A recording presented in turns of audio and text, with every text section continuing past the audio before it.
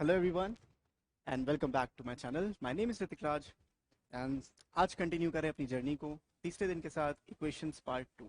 सो मैंने आपसे बोला था कुछ नए तरीके से मिलेंगे, अच्छे तरीके से मिलेंगे और आज कंटिन्यू करेंगे इक्वेशंस को। लास्ट क्लास में हमने पढ़ा था, लास्ट वीडियो मैंने पढ़ा था कि इक्वेशंस किस तरीके से लिखी जाती हैं और उनका मीनिंग क्या होता है, कि कैसे वो एक स्ट्रेट लाइन को रिप्रेजेंट करती हैं।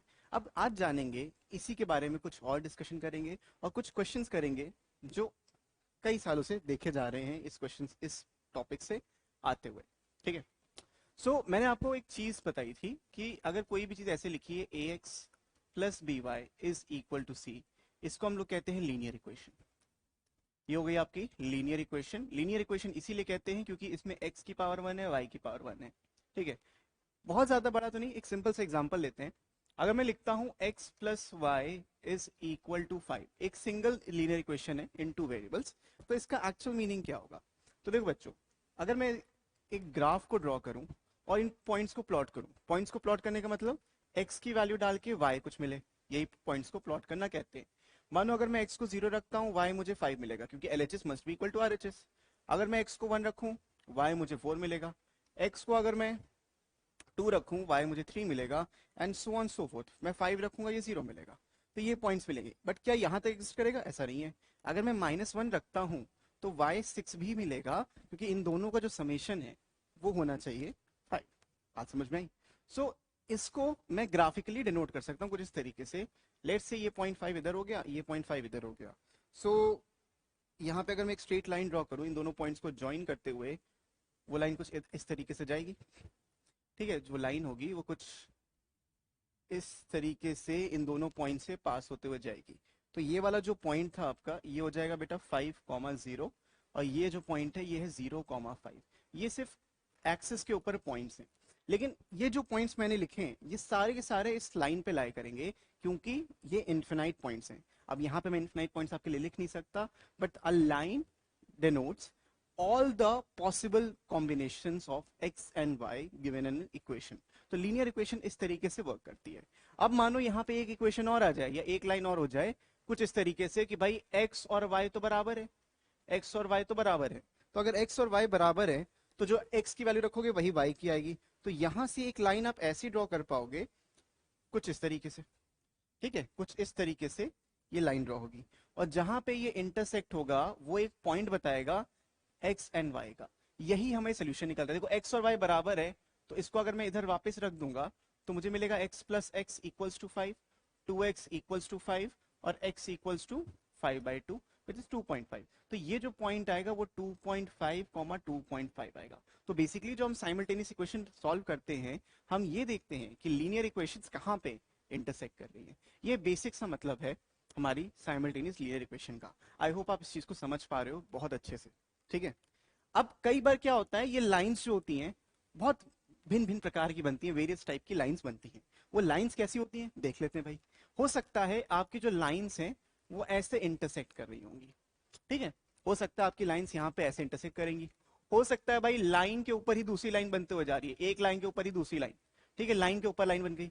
और ये भी हो सकता है कि दोनों लाइंस का कोई आम वास्ता ही ना हो। इन तीनों केसेस में कुछ ना कुछ वैल्यूज मिलेंगी। अब देखो पहले केस में हमें यूनिक वैल्यूज मिलेंगी, we are getting unique values, मतलब एक यूनिक एक्स की वैल्यू एक यूनिक वाई की वैल्यू मिलेगी। दूसरे केस में we are getting infinite values. Why infinite values? Because if solution means the intersection of two lines, ये थ्रू आउट इंटरसेक्ट कर रहा है तो ये आपका इन्फिनाइट सोल्यूशंस देगा। और इस केस में हमें नो सोल्यूशन मिलेगा क्योंकि लाइन जब टच ही नहीं हुई है, लाइंस अगर पैरेलल चली गई तो यहाँ पे नो सोल्यूशन होगा। यहीं पे आता है हमारा कंसिस्टेंसी का टॉपिक। ठीक है। जो आपने पढ़ा हुआ है एक जगह पहले भी, तो कंसिस्टेंसी ऑफ सॉल्यूशंस क्या होता है? कंसिस्टेंसी ऑफ सॉल्यूशंस नहीं पढ़ा तो बहुत अच्छी बात है, पढ़ा है तो और अच्छी बात है। तो consistency of solution is consistency of equations. ये होता क्या है? कंसिस्टेंसी ऑफ इक्वेशन यही बताता है कि भाई आपको किस तरीके का सोल्यूशन मिल रहा है, यूनिक सोल्यूशन मिल रहा है, इनफिनाइट सोल्यूशंस मिल रहे हैं या नो सोल्यूशन मिल रहे हैं। तो देखो भाई इक्वेशन में आपको यहाँ पे पहले तो कुछ इक्वेशन लिख के समझाता हूँ, उसके बाद उनकी कंडीशन समझाता हूँ। हमने कल पढ़ा था कुछ इस तरीके से 2x plus 3y is equal to 7 and x plus 7y is equal to 9। ठीक है। तो ये इस तरीके की इक्वेशन थी। तो यहाँ पे जब मैंने सॉल्व किया था ये पाया, इसको भाई सब्ट्रैक्ट कर सकते हैं ना, इसको 2 से मल्टीप्लाई करके देन सब्ट्रैक्ट किया था, वी गॉट देन कितना 4y इज इक्वल टू, पहले कर लेते हैं। सो मेथड मैंने आपको सिखाया था एलिमिनेशन का, ये इक्वेशन 1 है, ये इक्वेशन 2 है, मल्टीप्लाई दिस बाय 2। सो आपके पास इक्वेशन आ जाएगी 2x plus 3y equals to 7।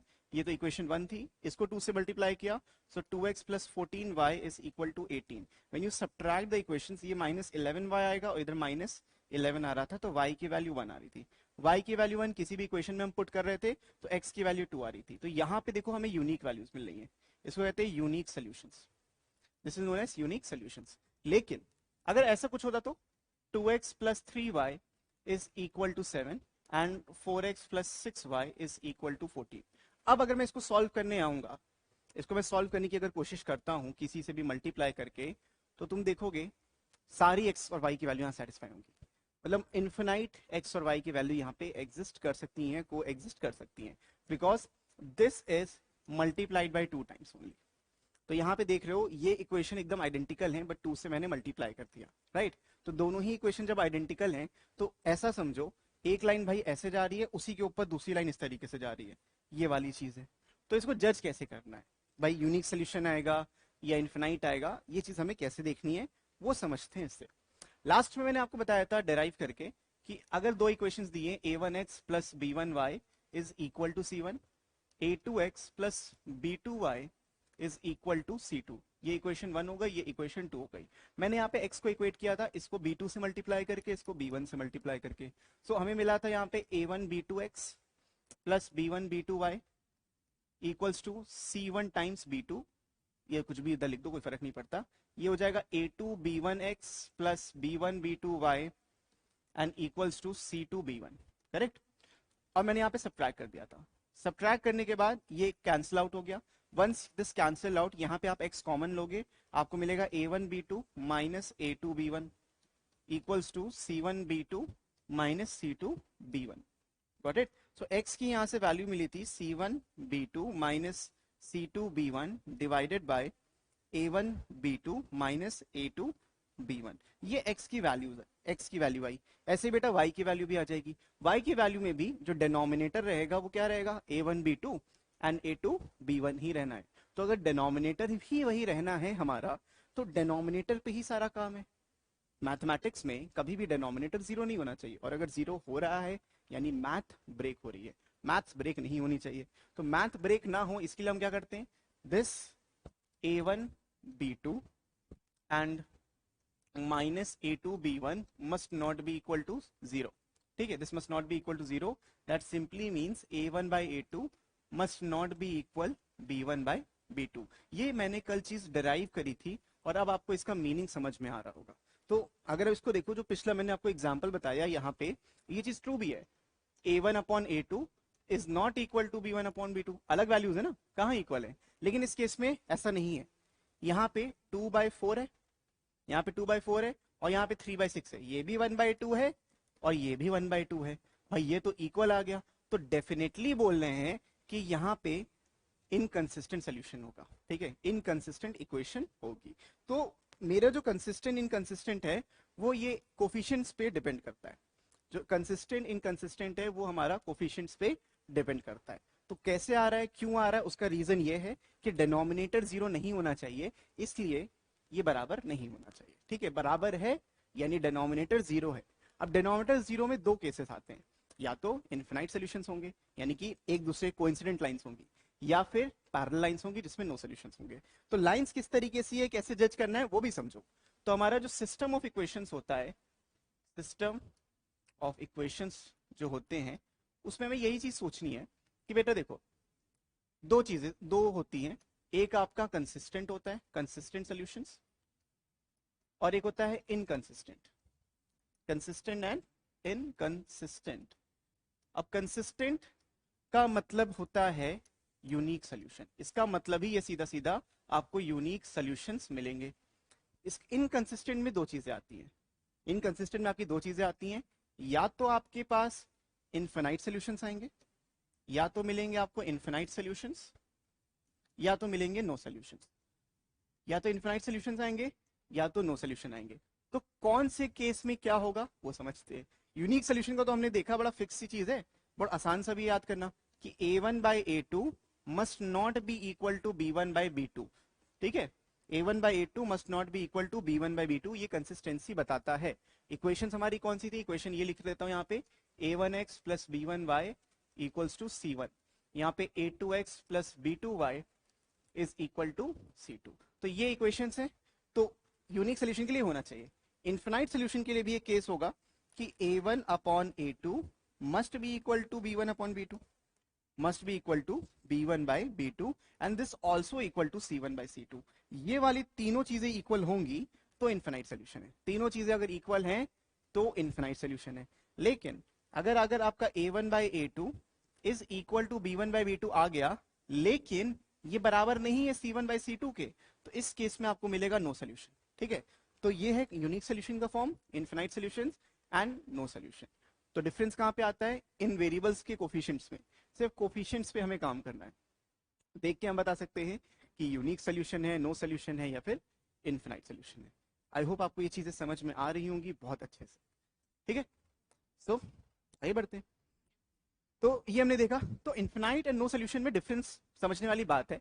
मैं अगर लिखता हूं 2x plus 3y is equal to 7 और यहाँ लिखता हूँ 4x प्लस, या फिर और उसको अच्छा कर लो भाई, 6x plus 9y is equal to 21, तो यहाँ मुझे साफ साफ दिख रहा है कि जो 2/6 है वही 3/9 के बराबर है और वही 7/21। तीनों वैल्यूज आपस में इक्वल है, यानी इनफिनाइट सोल्यूशन है। तीनों वैल्यूज इक्वल है यानी इनफिनाइट सोल्यूशंस पॉसिबल है। इनफिनाइट सोल्यूशन बोले तो x तुम कुछ भी रखो उसके बेसिस पे y मिलेगा ही मिलेगा, क्योंकि ये दो डिफरेंट इक्वेशन नहीं है, ये एक ही इक्वेशन है, but multiplied by some number, multiplied by some constant value. तो ये एक ही इक्वेशन है। लेकिन अगर इसको थोड़ा सा घुमा दे, 2x plus 3y is equal to 7 and 6x plus 9y is equals to let's say 12, ऐसा कुछ कर दिया, सो आपको ना कोई सोल्यूशन नहीं मिलेगा। करके देख लो, सॉल्व करके देखो, x और y कहीं भी सेटिस्फाई, क्योंकि दोनों में सेटिस्फाई करना चाहिए, कहीं सेटिस्फाई होगा ही नहीं। तो जब सेटिस्फाई होगा नहीं, कैसे नहीं हो रहा भाई? देखो 2/6 जो है वो 3/9 के बराबर है, but this is not equal to 7/12, तो यहां से मिलेगा हमें नो सोल्यूशन। अब इसमें जो क्वेश्चंस आते हैं वो कैसे आते हैं, वो हमारे लिए जानना उतना ही जरूरी है जितना ये इक्वेशंस जानना जरूरी था। तो देखो बेटा, क्वेश्चंस कैसे मिलते हैं? क्वेश्चंस हमें इस तरीके से मिलते हैं, मल्टीपल एग्जाम से पूछे जाते हैं और हमेशा उसी बेसिस पे आपको क्वेश्चंस आते हैं। ठीक है, so let K be a constant, the equation K X plus Y, तो हमें दो इक्वेशन दी बच्चों, K X plus Y equals to 3 and 4x plus K Y is equal to 4 have a unique solution. इन्होंने बोला unique solution है। जैसे unique solution आप पढ़ो, आपकी बुद्धि आनी चाहिए उस जगह पे कि कोफिशिएंट जो होंगे x और y के, उनके रेशियो बराबर नहीं होने चाहिए, उनके रेशियो बराबर नहीं होने चाहिए। दैट सिंपली मीन्स जो x का कोफिशिएंट है k/4, this must not be equal to, this must not be equal to 1/k। उस नंबर से मेरे को कोई फर्क नहीं पड़ता। Got it? k/4 must not be equal to 1/k। ये कहां से आया? ये आया यहां से जो हम अभी यूनिक सोल्यूशन वाला पढ़ रहे थे। ठीक है, coefficients of x and y के रेशियो। तो अगर इसको ध्यान से देखोगे तो this is k square is not equal to 4, k square is not equal to 4। और मैं ये कह सकता हूं, ये भी कह सकता हूं कि जो k की वैल्यू है वो not equal two plus and minus 2 होगी। So this is my answer. ये है लिखने का तरीका है। ऑप्शन में दिख नहीं रहा, दिख क्यों नहीं रहा है? क्योंकि अगर मैं इसको इस तरीके से लिखता हूं, mod of k not equal to 2, it's the same thing. तो ये जो आंसर है ये हो रहा है हमारा ऑप्शन नंबर सी। तो इस तरीके से आपका क्वेश्चन बन सकता है इनफिनाइट सोल्यूशन पे, फाइनाइट सोल्यूशन, मतलब कंसिस्टेंट इनकंसिस्टेंट भी पूछा जा सकता है, इनफिनाइट भी हो सकता है, नो सोल्यूशन के लिए भी कोफिशिएंट्स में आपको क्वेश्चन कर सकते हैं। तो कोफिशिएंट में क्वेश्चन कैसे सॉल्व करना है अब आपको समझ में आ गया होगा। ठीक है भाई, समझ में आ गया? Hopefully yes. सो ये तो बात थी यूनिक सोल्यूशन, कंसिस्टेंट सोल्यूशन की। अब बात करते हैं कि इक्वेशन बनाई कैसे जाती है। इक्वेशन बनाने का तरीका ये होता है कि जो भी आपसे क्वेश्चन में पूछा है, जो अननोन क्वांटिटी होगी, एक को x अज्यूम कर लो, एक को y अज्यूम कर लो। जब आप अज्यूम कर रहे होगे तो आपको वैल्यूज कुछ ना कुछ मिलेंगी। तो देखो, if twice the age of son is added to the age of father, तो यहाँ पे दो अननोन है, एक सन की एज अननोन है और एक फादर की अननोन है। तो हम अज्यूम करेंगे कि let the father's age, let the father's age is equal to x years. ठीक है, and let the son's age, be y years. ठीक है, तो एक्स और वाई के टर्म्स में हमें चीजों को लिखना है, क्योंकि 2 टाइम्स फादर 2 टाइम्स सन लिखने में बहुत ज्यादा बड़ा रहेगा और प्रॉब्लम भी होती है। तो आई होप ये चीज समझ में आई क्या करना है। अब इक्वेशन पढ़ते हैं। If twice the age of son, if twice the age of son, that simply means 2 times of y is added to the age of father, is added to the age of father, the sum is 56। तो 2y plus x is 56, और इसको तुम घुमा के भी लिख सकते हो x plus 2y equals to 56। But if twice the age of the father is added to the age of the son, the sum is 82। तो उल्टा कर दिया, बोल रहे हैं कि भाई 2 टाइम्स ऑफ x में अगर y ऐड करोगे तो ये तो 82 आएगा। ठीक है, ये आ रहा है। तो find the ages of father and son. तो ये साइमल्टेनियस इक्वेशन का बड़ा सिंपल सा क्वेश्चन है, जहां पे आपको पास 2 अननोन है, और जितने अननोन है उतनी ही इक्वेशन है। एक चीज याद रखना, हमें रिक्वायरमेंट यही होती है, अगर फिक्स वैल्यूज हमें निकालनी है तो जितने अननोन है उतनी इक्वेशन होना जरूरी होता है। मतलब जितने वेरिएबल उतनी इक्वेशन। यहाँ 2 इक्वेशन है, 2 वेरिएबल है, दिस कैन बी सॉल्व। ठीक है, सो हमें देखो मिलेगा यहाँ पे x प्लस 2y। इसको थोड़ा सा सॉर्टेड तरीके से लिख लेते हैं। So let's write this age x plus 2y equals to 56 and x2x plus y equals to 82। तो whatever you want उसको आप डबल कर लो या कुछ कर लो। मैं क्या करूंगा, ये इक्वेशन 1 कहलाती है, ये इक्वेशन 2 कहलाएगी। तो पहली इक्वेशन को मैं 2 से मल्टीप्लाई कर रहा हूँ। So when I am multiplying this equation by 2, I am getting 2x plus 4y is equal to 112। 56 2 जा 112 होता है, और ये इक्वेशन एज इट इज रहेगी, 2x plus y is equal to 82। So when I subtract these numbers, देखो science अगर same होते हैं, जैसे यहाँ पे जो सब्ट्रैक्ट कर रहा हूँ 2x इनके जो साइंस है दोनों पॉजिटिव है, तो if this is positive I need to change the sign of each and every term नीचे वाले। तो ये कैंसिल आउट हो जाएगा, 4y माइनस वाई 3y हो गया, और ये हो गया बेटा 30। ये हो गया आपका 30। दैट मीन्स जो y की वैल्यू आएगी वो आ जाएगी 10। तो सन की एज कितनी हो गई, 10 साल। सन की एज मिल गई। अब किसी में भी उठा के आप इसको रख दोगे। Let's put it here, let's put it in equation number 2। तो y को उठा के इक्वेशन हमने 2 में रखा, सो हमें मिला 2x plus 10 is equals to 82, और 2x इज इक्वल टू 72, और x इक्वल्स टू 36। तो ये हो गई फादर की एज, और ये हो गई आपके सन की एज। नहीं, आपके सन की नहीं, आपके सन की नहीं, मतलब जो फादर है उनके सन की एज। या ठीक है, तो x is 36 and y is 10। अब देखोगे ये जो वैल्यूज हैं ये हर जगह इन दोनों ही इक्वेशन को सेटिस्फाई कर रही होंगी। क्लियर है भाई? अब देखो भाई आगे समझते हैं। और सेम क्वेश्चन अब मैं थोड़ा सा स्पीड में करूंगा। अब इसको मैं स्पीड में कर सकता हूं क्योंकि आपको समझ में आ रहा होगा। तो समझो, 2 पेन्स एंड 1 इरेजर कॉस्ट 35। तो जो पेन्स की बात कर रहे हैं, जो पेन है अननोन पेन, क्या है, पेन है, पेन को x बोलेंगे और इरेजर को बोलेंगे, इरेजर को बोलेंगे y। और बेटर क्या है, पेन को आप p बोल दो, इरेजर को बोल दो e, कोई फर्क नहीं पड़ता, ये वेरिएबल्स हैं। ठीक है, P एंड E। तो pens P and erasers E।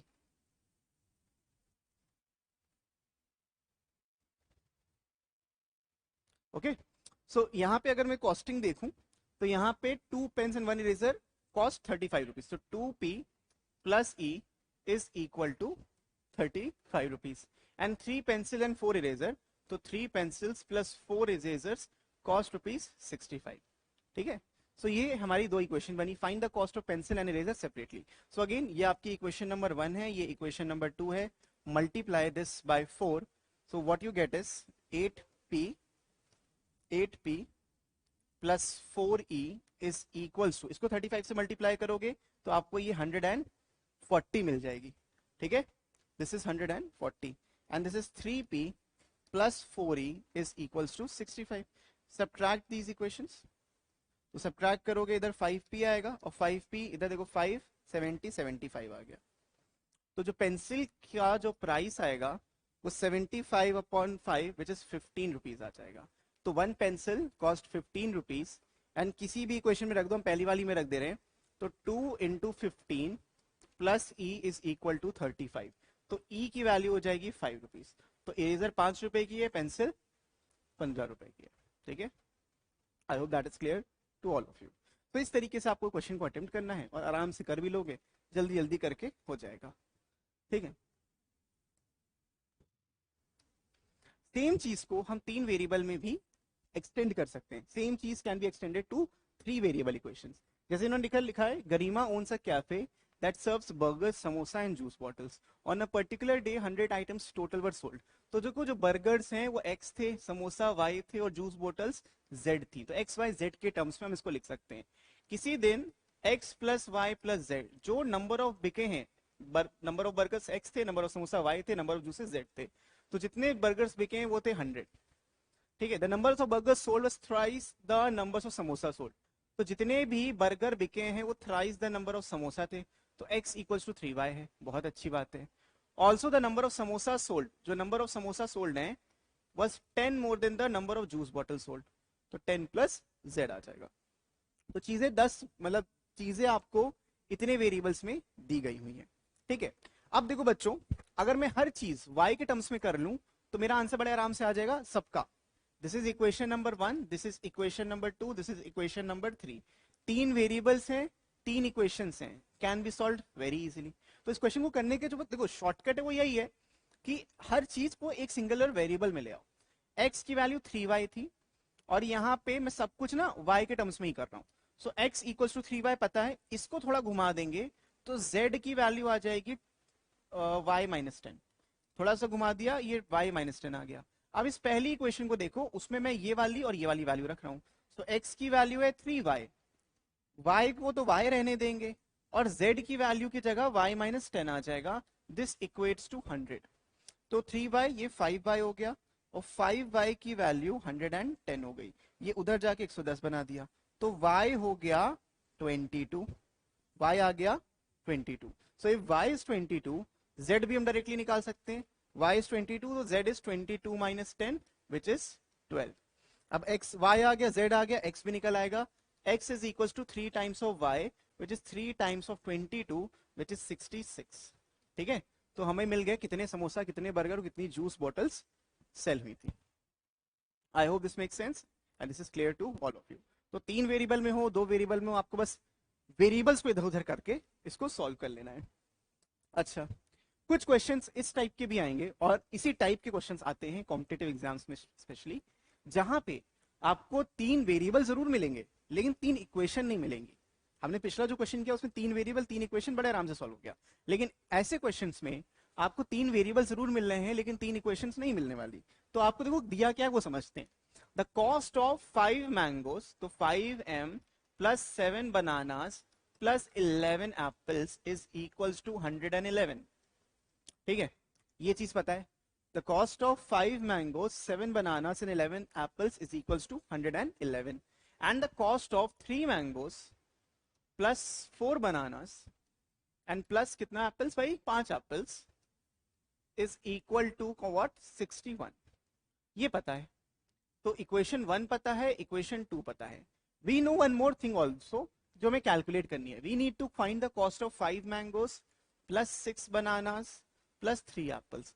इसकी वैल्यू पूछी and remember they are not asking the exact value of a mango, banana और एन एप्पल। नहीं पूछ सकते क्योंकि आंसर नहीं आएगा। रिमेंबर दिस, अभी नहीं आएगा, सॉल्व करेंगे, थोड़ा दिमाग लगाएंगे, आ जाएगा। It's a pattern based question. तो पैटर्न बेस्ड क्वेश्चन हम सॉल्व कर सकते हैं। हमें ना answer as a summation of these three ही निकालना है। तो this can be solved easily. How, you may ask, just see. देखो बच्चों, यहाँ पे 5 मैंगोज 7 बनानास 11 एप्पल्स, कोई एक फिक्स पैटर्न नहीं है। We don't have a fix pattern कि इसमें इतना गैप है। गैप अगर फिक्स होता तो उसका एक शॉर्टकट है। Shortcut will tell you in some short और समथिंग, बट इसको ध्यान से समझते हैं कि करना कैसे। तो हमें देखो बच्चों पहुंचना है कहां से कहां पे, हमें पहुंचना है इस पॉइंट से इन दोनों को यूज करके इस पॉइंट तक पहुंचना है, जहां पे कुछ ऐड या सब्ट्रैक्ट करें। जैसे कि हम लोग मल्टीप्लाई करते हैं, है ना। पहली इक्वेशन जो हमने यहाँ पे किया हुआ है मल्टीप्लीकेशन, जितने भी, जैसे ये 4 से मल्टीप्लाई कर दिया समथिंग एंड हमें एग्जैक्ट नंबर मिल गया, कट गया। तो हमें यहाँ पे भी कुछ मल्टीप्लाई करना है, यहाँ पे कुछ मल्टीप्लाई करना है जिससे हम अपने मन चाह जगह पे पहुंच पाए, 5m तक पहुंच जाए। So what I am going to do is, समझना ध्यान से, इस पूरी इक्वेशन को I am going to multiply with x। ठीक है, इस पूरी इक्वेशन को I am going to multiply this with x and इस पूरी इक्वेशन को I am going to multiply with y। ठीक है, ये करने से मेरे को क्या फायदा होगा, समझो। ये करने से ये फायदा होगा कि बेटा देखो, जो ये 5x मैंगो होंगे, अब समझना, जो ये 5x मैंगो होंगे और ये 3y मैंगो होंगे, वो आपके 5 मैंगो के बराबर होने चाहिए।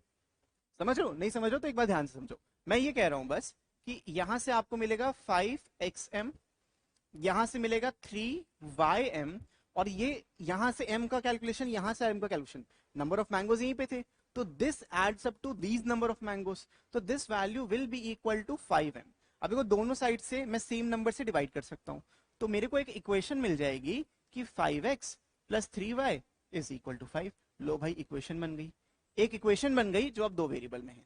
अब जैसे मैंने यहां बनाई मैं यहां पे भी बना सकता हूं, तो 7xb plus 4yb, 7xb plus 4yb is equals to कितने बनाना चाह रहे हैं वहां पे, 6b बनाना चाह रहे हैं, तो this equation will translate to 7x plus 4y is equal to 6। मैंने क्या किया, पूरी इक्वेशन को b से डिवाइड कर दिया, सो इक्वेशन नंबर 4 मिल गई। बात समझ में आ रही है? सो इक्वेशन मैंने फॉर्म की है by solving these two scenarios. This is an important question जो हर जगह आपसे पूछा जाता है। अब इनमें से मैं किसी भी वेरिएबल को बराबर कर दूं x और y में से, मुझे x और y मतलब ये नंबर्स मिल जाएंगे कि मैं यहाँ पे क्या रखूं, फिर उसको सॉल्व करके I can get this value बड़े आराम से। अब देखो जो मेरा फाइनल आंसर आएगा वो भी कैसे आएगा, मेरा जो फाइनल आंसर आएगा इसमें 11, देखो क्या आएगा, ये वाला मुझे चाहिए। मानो this is my final amount, call this f, इसको मैं f बोल देता हूँ, ठीक है? जो मेरा फाइनल अमाउंट है इसको मैं f बोल दे रहा हूँ। सो देखो f कैसे आएगा, f आएगा 111x और प्लस में 61y, 61y will be equal to f। तो ये f के बराबर कौन सी वैल्यूज आएंगी, ये जो कांस्टेंट टर्म्स हैं इसमें x मल्टीप्लाई होकर इसमें y मल्टीप्लाई होकर मुझे f मिल जाएगा, ठीक है? तो आप समझ में आ रहा है ना क्वेश्चन? तो इसको सॉल्व करते हैं, कैसे करेंगे, इसको मैं मल्टीप्लाई करूंगा 4 से, इसको मैं मल्टीप्लाई करूंगा 3 से। ये मैंने क्यों किया, to make this equation solvable. तो जब 4 से मल्टीप्लाई किया I am getting 20x plus 12y is equal to 20, and यहाँ पे 3 से मल्टीप्लाई किया तो 21x एंड 3 से किया तो 12y इक्वल्स टू 18। सो मैंने सब्ट्रैक्ट दिस, ध्यान समझना, मैं सब्ट्रैक्ट करूंगा क्योंकि मैं y को एलिमिनेट कर रहा हूं। तो जब मैंने सब्ट्रैक्ट किया मुझे मिला माइनस एक्स इक्वल्स टू 2 और x इक्वल्स टू माइनस 2। बहुत बढ़िया, x माइनस 2 आ गया। The moment I got x minus 2, इसको इधर रख लेते हैं, पहली इक्वेशन रख लो। तो जब आपने पहली इक्वेशन में x को माइनस 2 रखा तो 5 into minus 2 plus 3y equals to 5, ये था, ठीक है? 5 into minus 2 plus 3y equals to 5। तो यहां से 3y की जो वैल्यू आएगी वो 15 होगी। भाई माइनस 10 उधर जाके प्लस हो गया तो y आ गया 5, y आ गया 5, ठीक है? x है आपका माइनस 2 और y है आपका 5, क्लियर है? x है माइनस 2, y है 5। बट श्योर होने के लिए आप क्या कर सकते हो, जो तीसरी इक्वेशन आपने लिखी नहीं उसको कंपेयर कर सकते हो। जैसे कि ये वाली इक्वेशन आप देख रहे हो, 11ax plus 5ay should give me this 3a bananas, है ना? तो ये होना चाहिए, that means 11x plus 5y की जो वैल्यू है वो 3 होनी चाहिए। x और y पुट करके देखो क्या ये ट्रू हो रहा है, ये -22 और ये +25, बिल्कुल 3 आ रहा है। तो ये चीज हमने जो वैल्यूज निकालनी है एकदम सही है, ये चेक करने का तरीका होता है। So once you got that, आपको ये कैलकुलेट करना है, आपका जो फाइनल आंसर आएगा वो आएगा 111 इंटू माइनस 2 प्लस 61 इंटू 5, ठीक है? ये -222 हो जाएगा और प्लस में आ जाएगा 305। ओके, कितना डिफरेंस है बच्चों? 200 से 205 से 305, 100 का 100 में 17 चला गया तो 97, कितना 97 ना, 100 में कितना गया, 7 माइनस 17 तो 83, 83 रुपीज का ये आएगा। तो हम जो ये 5 मैंगो 6 बनानास और 3 एप्पल हैं, that will cost me 83 rupees, ठीक है? So I hope the question आपको क्लियर होगा और अच्छे से क्लियर होगा। This was the lengthiest question and this is the maths they are going to ask on equations. So भाई आई होप आपको मजा आई होगी। So that's all for today.